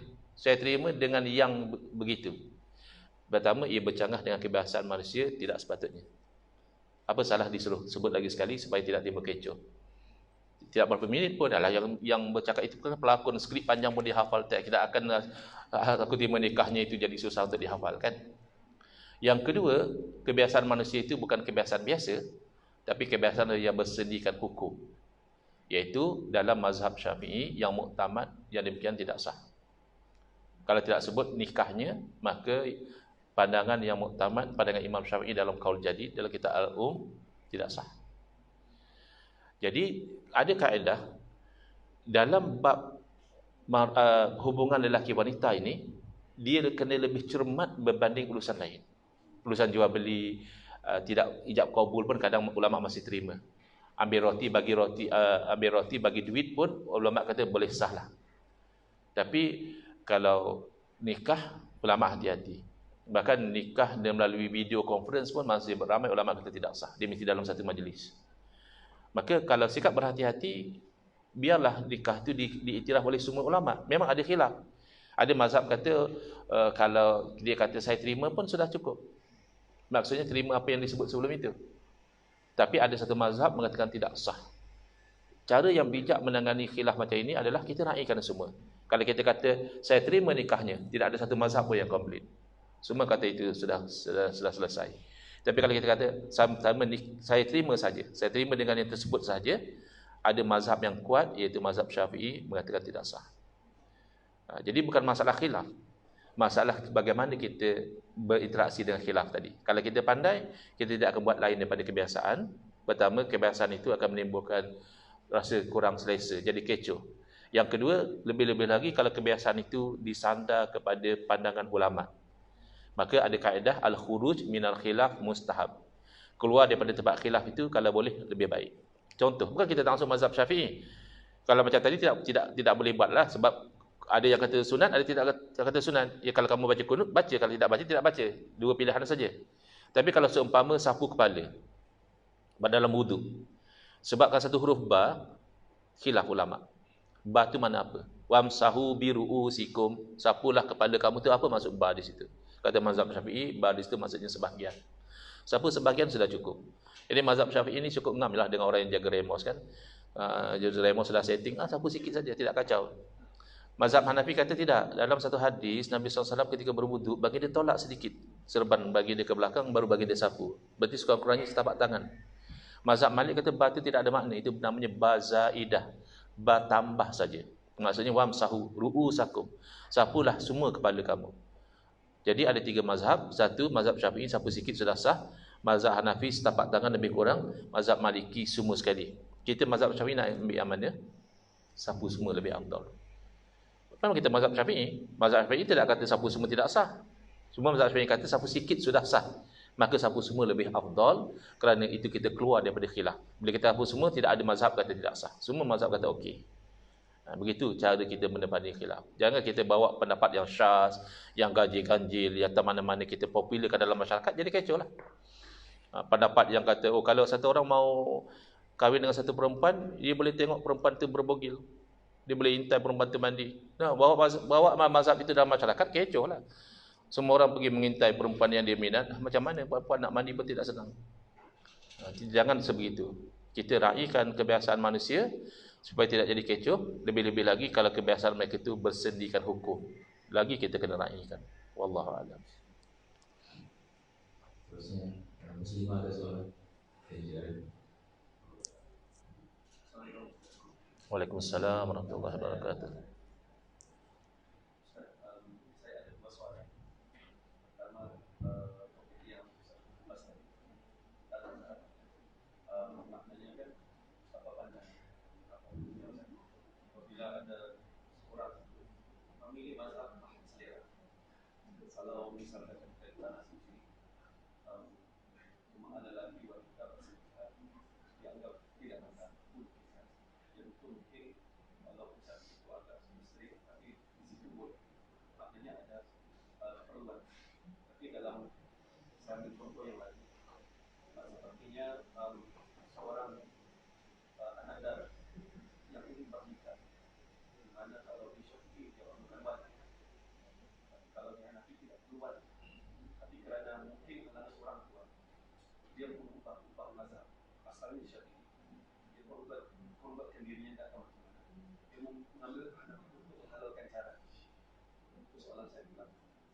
Memilih mazhab itu saja. Boleh saya jawab dulu soalan yang pertama. Sebab pengalaman saya kalau soalan ada banyak, saya biar sampai habis, nanti soalan pertama saya lupa. Jadi saya jawab dulu soalan pertama itu tentang memilih-milih mazhab tadi. Jadi katanya kalau ada keperluan seperti kita pergi ke Makkah, kalau ia memang strict ikut mazhab Syafi'i, sentuh saja batal. Kita itu kan habiskan tawaf 7 pusingan, dilanggar oleh perempuan Pakistan, dilanggar oleh perempuan Afrika. Akhirnya kita tak habis-habis tawaf, asyik berwudu. Makanya kita taklid kepada mazhab yang mengatakan kalau sekadar bersentuh sahaja macam itu tidak batal. Yang batal itu kalau bersentuh dengan ada syahwat katanya. Jadi ataupun ada mazhab katakan bersentuh, sekadar bersentuh tidak batal. Jadi yang itu katanya boleh. Tapi ini tak, dia nak kahwin, dia taklid kepada mazhab yang kata tidak perlu kepada wali. Sebenarnya wali itu perlu, tapi adakah perlu wali menikahkan? Jadi mazhab Hanafi kata perempuan boleh menikahkan diri dia sendiri. Saya nikahkan diri saya, macam itu boleh. Jadi dia taklid begitu. Jadi kita kena kembali kepada basic tadi. Sebenarnya yang kita perlu ikut adalah Quran dan Sunnah. Tapi dalam memahami Quran dan Sunnah itu, ulama berbeza pandangan, maka jadilah mazhab. Maka kita itu mengikut ilmu. Kenapa kita ikut mazhab Syafi'i? Bukan kerana kita ta'assub, tapi kerana kita ada ilmu tentang mazhab Syafi'i. Cuba kalau kita itu belajar mazhab Hanafi, ya kita akan ikut mazhab Hanafi walaupun kita di Nusantara. Jadi berdasarkan ilmu. Jadi kita tak punya ilmu tentang mazhab Hanafi, kita tidak boleh ikut. Kita tidak punya ilmu tentang mazhab Maliki, kita tak boleh ikut. Sebab Allah larang kita ikut benda yang kita tidak punya ilmu. Wala taqfu ma laysa laka bihi ilmun. Jadi kalau kita nak bertaklid pada mazhab Hanafi, bukan saja dalam masalah ibadah, dalam masalah nikah kahwin, dalam masalah muamalat, boleh. Tapi dengan syarat dengan jalan belajar. Kita betul-betul belajar, maka kita, ulama pun kadang berubah mazhab. Ada ulama yang asalnya mazhab Syafi'i kemudian jadi Hanafi. Ada mazhab yang asalnya Hanafi dia ikut berubah. Itu ulama pun sampai begitu. Dia ubah mazhab dia jadi Syafi'i. Tapi syarat dengan jalan belajar. Bukan dengan jalan mengambil yang senang. Yang senangnya kalau ambil wuduk itu kan sapu sikit. Sapu semua itu susah. Yang senangnya kan kalau tersentuh tidak batal. Yang batal itu kan susah. Akhirnya ambil wuduk sapu sedikit. Bila sentuh tidak batal. Bila solat tidak ada yang iktiraf. Kerana mazhab Syafi'i tidak akan iktiraf. Kata dia, ya wuduknya sah tapi sudah batal. Mazhab lain kata, macam mana ini nak sah? Wuduknya asal pun tidak sah lagi. Tidak ada isu batal tidak batal, wuduknya tidak sah. Itu namanya tatabbu' rukhas. Dia ambil yang ringan-ringan, itu haram. Kerana ia sebenarnya mengikut hawa nafsu. Tetapi bukanlah kita kata satu mazhab saja mesti diikuti macam tadi kan. Kenapa Imam Malik sendiri bila ada cadangan daripada khalifah, kita nak Muwatta' ni saja jadi undang-undang, yang lain tu jangan diikut. Imam Malik tidak mahu. Padahal Al-Muwatta' tu karangan beliau sendiri. Kenapa? Kerana kata Imam Malik, sahabat kan bertebaran. Ada yang mengaji dengan sahabat ini, ada yang mengaji dengan sahabat ini. Biar ada keluasan. Dan memang betul maksud daripada, walaupun orang mungkin pertikaikan ini hadis sahih tidak sahih, maksudnya benar. Ikhtilafu ummati rahmah. Khilaf yang berlaku dalam umat itu rahmat. Kerana kalau ijma' kita tak ada pilihan. Kalau ulama semua dah sepakat, contoh yang paling mudahnya, sembahyang wajib 5 waktu. Saya mau 3 waktu, bolehkah ada pendapat? Tidak ada. Itu haram kalau kamu sembahyang 3 waktu saja. Tapi kalau yang ada khilaf kan ada keluasan. Ada masanya perlunya kita pakai taklid kepada ulama yang mengatakan tidak batal. Kerana kalau taklid pada yang kata batal itu jadi sempit. Tapi dari segi dalil mazhab Syafi'i kuat. Adalah mastum dari segi bahasa mana sentuh. Kan ada dalam hadis Nabi SAW sentuh Sayyidina Aisyah ketika Nabi solat, Nabi nak sujud, kaki Sayyidina Aisyah tu menghalang. Jadi Nabi pegang, Sayyidina Aisyah bengkokkan, Nabi boleh sujud. Nanti bila Nabi bangun, Sayyidina Aisyah lunjukkan lagi. Kalau batal, kenapa Nabi teruskan solat? Satu. Yang kedua, dalam riwayat diceritakan oleh Ummul Mukminin bahawa Nabi SAW mencium isteri baginda kerana Nabi pergi solat. Ini kenapa mazhab Syafi'i tidak ikut hadis? Bukan. Mazhab Syafi'i menilai ayat Quran itu sudah jelas. Adakah hadis ini boleh mengkhususkan ayat Quran? Imam mazhab Syafi'i mengkaji, tidak boleh. Kenapa? Kerana biasa orang tidur itu berpakaian, berselimut. Maka sentuhnya Nabi SAW kaki Sayyidina Aisyah itu boleh jadi dalam keadaan kakinya berlapik. Bila ada kemungkinan berlapik, kemungkinan tidak berlapik, mana hadis itu tidak kuat dijadikan dalil. Kaedahnya begini, iza tatarraqa ila dalil ihtimal saqatal istidlal. Bila ada satu dalil itu kemungkinan begini, kemungkinan begitu, tidak boleh dijadikan dalil. Kedemikian isteri-isteri Nabi antara yang diwajibkan menutup muka mereka. Jadi bila Nabi SAW mencium ke pipi, boleh jadi dalam keadaan sedang pipinya itu tertutup. Ya, mungkin di luar rumah, Nabi cium nak pergi solat, pipi itu tertutup dengan kain. Maka ada kemungkinan begini, kemungkinan begitu, tidak kuat untuk menyempitkan makna ayat Quran yang telah jelas kalau berserta batal. Tapi yang sana pun ada dalil juga, maka di situ ada keluasan. Tapi semata-mata nak senang, yang ni senangnya apa, dan yang senangnya apa, bimbang jadi sebagaimana Abu Nawas. Abu Nawas ni bukan Abu Nawas yang lucu dalam cerita-cerita itu. Ini Abu Nawas penyair Arab. Dia ada zaman gelap dia. Yang dikatakan ilahi lastul firdaus, ada orang kata itu syair Imam Syafi'i. Setakat maklumat yang saya ada, itu syair Abu Nawas. Kalau dulu dia nakal, dia suka arak, dia suka perempuan, syair dia semua puji arak, puji perempuan. Kemudian dia bertaubat. Bila dia taubat, itulah yang dikeluarkan syair itu. Wahai Tuhanku, aku nak masuk syurga firdaus, itu tidak ahlinya, tidak layak. Tapi aku tidak nak masuk neraka, itu tidak mampu. Maka terimalah taubat saya. Orang yang tidak faham, dia kata dia tidak mau masuk syurga. Tidak mau masuk syurga, tidak mau masuk neraka. Bukan. Dia rasa dia itu tak layak masuk syurga dengan sebab ingat dosa-dosa yang lalu. Tapi dia tidak mau masuk neraka, sebab itu dia bertaubat. Jadi dia kata apa? Ada khilaf antara mazhab Syafi'i dengan mazhab Hanafi tentang nabis. Nabis ni minuman yang dibuat daripada kurma. Jadi kata mazhab Syafi'i, nabis bila diperap, dia memabukkan. Setiap memabukkan tu arak. Jadi nabis dengan arak sama saja, sama-sama memabukkan, sama-sama haram. Kata mazhab Hanafi, nabis itu lain. Arak memang haram dengan nas Al-Quran. Nabis tidak ada nas mengatakan haram. Khamar itu dibuat daripada anggur. Nabis dibuat daripada kurma. Jadi tidak ada nas mengatakan nabis itu haram. Tinggal lagi kalau memabukkan, haram kerana memabukkan. Jadi kalau sekadar minum nabis begitu saja tidak haram. Apa yang Abu Nawas buat? Abu Nawas masa zaman jahiliyah dia. Dia kata apa? Dia kata Abu Hanifah mengatakan nabis itu halal. Syafi'i mengatakan nabis dan khamar sama saja. Maka khamar juga halal. Nampak? Maksud mazhab Syafi'i, nabis dan khamar sama-sama haram. Tapi dia gabung dua mazhab. Abu Hanifah kata nabis halal. Kalau mabuk baru haram. Kalau setakat minum halal. Imam Syafi'i kata nabis dan khamar tidak ada beza. Kalau begitu ya khamar pun halal. Padahal khamar tidak ada khilaf, memang haram bil ijma'. Jadi itu contoh menggabung-gabungkan mazhab dengan mengikut hawa nafsu. Sebab itu ulama mengharamkan yang demikian. Tapi berpindah mazhab dengan jalan belajar, mengaji, itu boleh. Kerana semua mazhab ni ambilannya daripada Quran dan Sunnah asalnya. Wallahu a'lam. Ya, soalan kedua.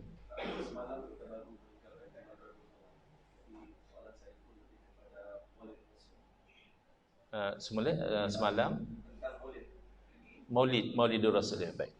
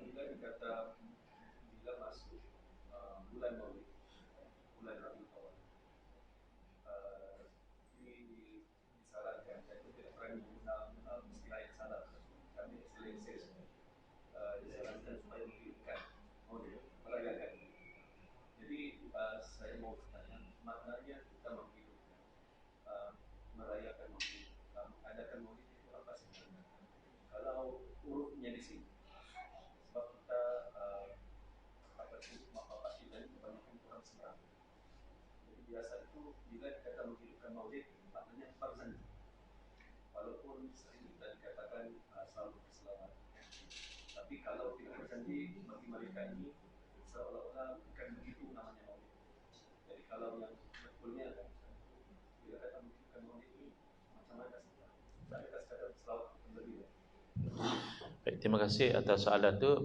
Baik juga soalan ini, iaitu tentang maulidnya. Maulid ini adalah kelahiran. Jadi sambut maulid ni maksudnya kita memperingati hari kelahiran, ya. Jadi secara umumnya ramai ulama yang membenarkan menyambut maulid ini kerana ia selari dengan dalil syarak. Walaupun ianya hakikatnya adalah bid'ah. Sambutan maulid ini bid'ah, perkara baru. Tidak ada di zaman Nabi SAW baginda mengadakan perayaan maulid. Dia panggil orang ceramah, buat jamuan, buat perarakan, berzanji, tidak ada. Bahkan di zaman Khulafa Ar-Rasyidin juga tidak ada. Catatan Ahli Sunnah wal Jamaah adalah Sultan Muzaffar, Raja Negeri Irbil. Awal-awal dia mengadakan sambutan maulid, ia sembelih unta, kambing, panggil ulama, jamu makan dan sebagainya. Beliau orang yang pertama. Makanya bid'ah. Tapi ingat ya, di sisi kita Ahli Sunnah wal Jamaah, semata-mata baharu belum tentu haram. Kena tengok pada dalil. Baik. Apa asas sambutan maulid? Antaranya dalil umum ayat Al-Quran. Allah berfirman, "Qul bifadlillahi wa birahmatihi fabidzalika falyafrahu." Falyafrahu itu fi'il amal. Hendaklah mereka bergembira. Dengan apa? Kurniaan dan rahmat Allah. Kata ahli tafsir, itu adalah Quran dan Islam atau Quran dan iman. Kedua-duanya adalah daripada Nabi dengan sebab Nabi sallallahu alaihi wasallam. Bahkan kata sahabat Nabi, Sayyidina bin Abbas radhiyallahu anhu, rahmat Allah itu sebenarnya Nabi. Karena Allah berfirman, "Wa ma arsalnaka illa rahmatan lil alamin." Maknanya kesimpulannya adalah kita diperintahkan bergembira dengan Nabi. Jadi nak bergembira macam mana? Tidak ditetapkan. Kalau ada benda yang Allah perintah, Allah perincikan. Aqimus solat. Solat dari bahasa maknanya doa. Boleh tak kita kata saya dah doa, saya dah solat? Tidak. Kerana bila Allah perintahkan solat, Allah telah perincikan ini cara solat, ini. Maka solat itu memang macam itu caranya. Tapi bila Allah perintah kita bergembira, Allah tidak perincikan. Maka kembali kepada kaedah umum, apa yang Allah suruh tanpa diperincikan, bolehlah kita buat macam mana sekalipun, jangan sampai melanggar syarak. Contoh sahaja saya tidak pernah jumpa lagi. Kalaulah ada orang buat sempena Maulidul Rasul, jabatan kita menganjurkan majlis tari menari, akan dihidangkan minuman keras dan sebagainya, kita bersyukurlah dengan kelahiran Nabi. Itu haram. Itu wajib kita tentang, kerana itu melanggar syarak. Walaupun dia kata nak sambut Maulid, perbuatan itu melanggar syarak. Jadi itu dalil yang pertama umum. Allah suruh bergembira, maka kita bergembira dengan Nabi SAW, termasuk dengan kelahiran baginda, dengan kerasulan baginda, dengan Isra' Mi'raj baginda. Adapun dengan kewafatan baginda, kita bersedih. Ada orang kata, 12 Rabiul Awwal tu hari baginda wafat. So what? Kita bukan bergembira kerana Nabi wafat. Kita bergembira kerana Nabi SAW lahir. Walaupun kebetulan hari lahir dan hari wafat sama, itu tidak masalah. Ya. Jadi yang kedua adalah bila ditanya pada Nabi SAW, kenapa baginda rajin puasa hari Isnin? Nabi menerangkan, zaka yaumun wulidtu fihi. Saya rajin puasa hari Isnin kerana Isnin itulah hari saya dilahirkan. Berarti meraihkan hari kelahiran itu Nabi buat setiap minggu. Okay. Tapi kita kalau puasa hari Isnin, saya rasa tidak ada orang petikaikan. Cuma orang petikaikan kita buat sambutan Maulid. Pertama ceramah. Ya. Jadi ceramah adakah dari agama atau tidak? Sebab konsep dia, bila benda bid'ah, ini panduan hadisnya. Man ahdasa fi amrina haza ma laisa minhu fahuwa raddun. Barang siapa yang mengadakan satu perkara baru dalam urusan kami, yakni urusan agama, tapi ia bukan dari agama, yang itu tertolak. Maka bila berlaku perkara baru, kena cek, ulama kena cek, ini dari agama atau bukan. Kalau dari agama, okey, teruskan. Kalau bukan dari agama, tolak. Baik, tazkirah, tausiah, itu kan dari agama. Ceramah Maulid, biasa orang cerita benda yang sama. Nabi lahir bila, perjuangan Nabi di baling batu, Nabi sabar, Nabi hidayah, mencari akhlak Nabi kan. Itu kan tazkirah. Itu dari agama, fazakir fa'ana zikra tanfa'ul mu'minin. Bagilah tazkirah, tazkirah itu memberi manfaat pada orang mukmin. Ada saya jumpa orang-orang yang dia mengaku, saya ustaz berubah sebab saya hadir majlis Maulid. Saya menangis dan saya bertaubat dan saya berubah. Kemudian ada jadi elemen jamuan makan. Jamuan makan itu dari agama. Nabi berpesan at'imut ta'am, jamulah makan. Jamu makan kerana naik pangkat boleh atau tidak? Boleh kan? Sebab Nabi umum saja jamu makan. Jamu makan kerana dapat masuk rumah baru boleh atau tidak? Boleh. Jamu makan kerana syukur hari jadi kita yang ke berapa entah, 40 atau 50, boleh tidak? Boleh. Jamu makan kerana hari jadi isteri, kan itu lebih membahagiakan, isteri pun seronok. Tiba-tiba jamu makan kerana hari jadi Nabi masuk neraka, sesat. Itu kan tidak ada akal kalau orang fikir macam itu. Jadi selawat Nabi disuruh berarak, hukum asalnya harus, tapi boleh berubahlah. Kalau ada orang para Maulidul Rasul tu tak tutup aurat, salahnya di situ. Berarak secara hukum harus, boleh berjalan ramai-ramai, berselawat dan sebagainya. Cuma masalahnya berzanji. Berzanji ini adalah membaca sirah Nabi sebenarnya, tapi dalam bentuk syair, disusun oleh Syekh Ja'far Al-Bazanji. Jadi tak salah, sesuai lah. Bila kita ingat kelahiran Nabi, kita cerita sekali sirah Nabi, macam mana kelebihan Nabi, dan tidak wajib. Itu hanya kebiasaan. Jadi orang, sebab tu ada kaedah tadi, jangan kita buat sesuatu itu beza dari kebiasaan manusia selagi mana tidak haram. Kerana kalau buat berbeza, macam tadi dia rasa macam tidak lengkap saja sambutan Maulid, kerana tidak ada berzanji. Padahal tidak ada yang namanya rukun Maulid. Pertama berzanji, kedua tidak. Sebab itu Maulid ini fleksibel. Ada yang sambut setahun, tempoh sebulan tu. Ada yang sambut tiap-tiap minggu. Ada tempat-tempat marosah tiap-tiap bulan. Bukan kerana tarikhnya. Kalau puasa mesti pastikan, raya mesti pastikan 1 Syawal. Tengok anak bulan dan sebagainya. Maulid tidak demikian. Maulid bukan tarikhnya itu, tapi diri baginda itu yang nak diingati, yang dikasihi. Kerana la yu'minu ahadukum hatta akuna ahabba ilahi min walidihi wa waladihi wan nasi ajma'in. Tidak sempurna iman seorang kamu sehingga aku, itu Nabi SAW, menjadi orang yang paling dia kasih, lebih pada bapa dia, lebih pada anak dia, lebih pada manusia semua sekali. Jadi maulid ini adalah usaha untuk kita menanamkan kasih kepada Nabi SAW. Berzanji pun boleh, tidak berzanji pun tidak ada masalah. Wallahu a'lam.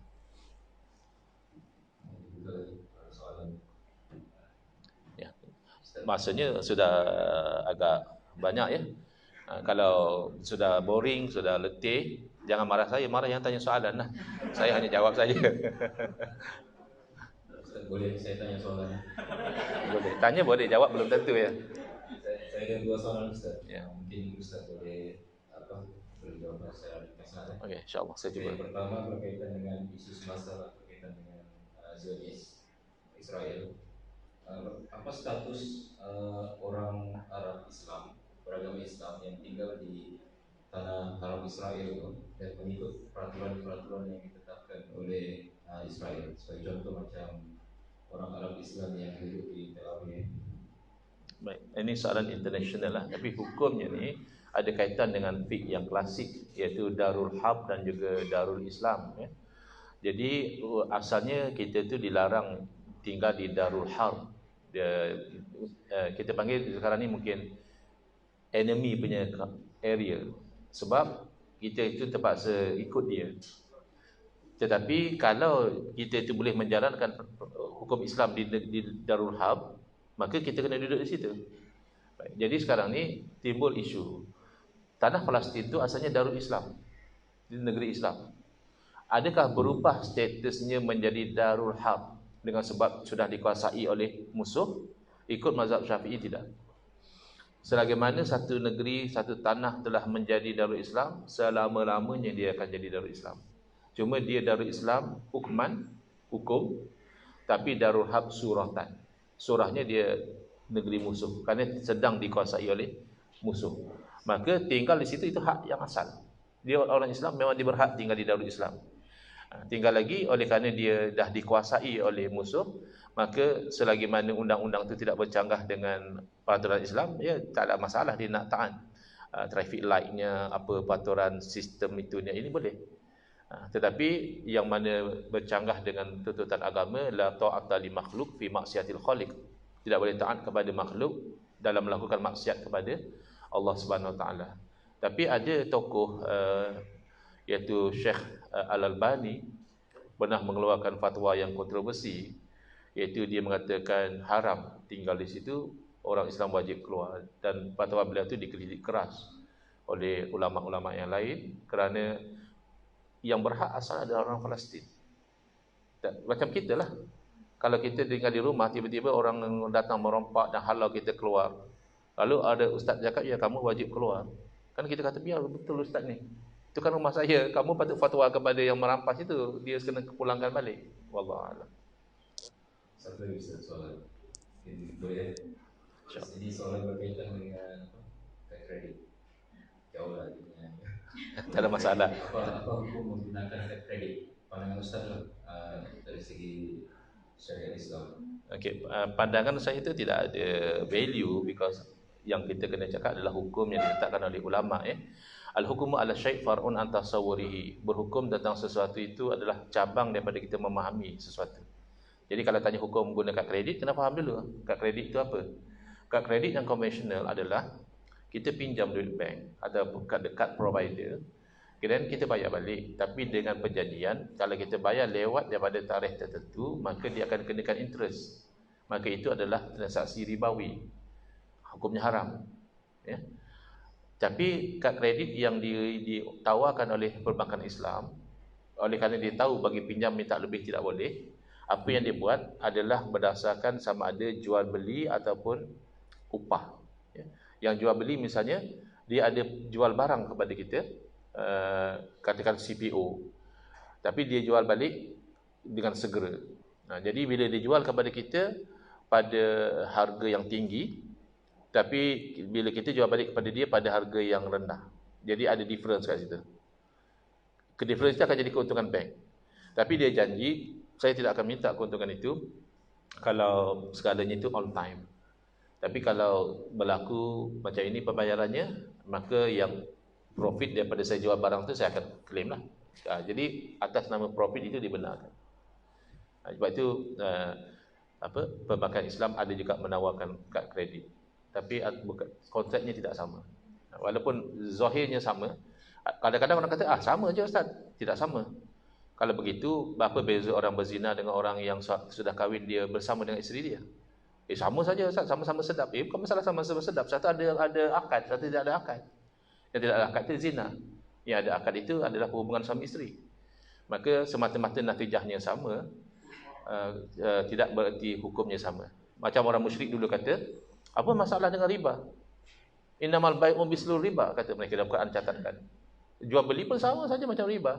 Kan kamu ada modal, kamu berniaga untung. Saya ada modal bagi hutang, saya ambil untung. Allah menafikan wa ahallallahu al-bai'a wa harrama riba. Tidak mungkin sama. Padahal Allah menghalalkan jual beli dan mengharamkan riba. Begitu. Wallahu a'lam. Terima kasih Ustaz atas penjelasan.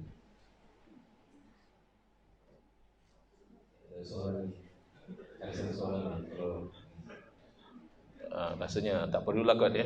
Soalannya bila boleh tutup jadi semacam itu lah. Sekali lagi mengucapkan terima kasih kepada Yang Mulia Al-Fatihah Ustaz serta para hadirin yang hadir. Sesungguhnya yang baik itu datangnya daripada Allah Subhanahu wa taala dan segala kekurangan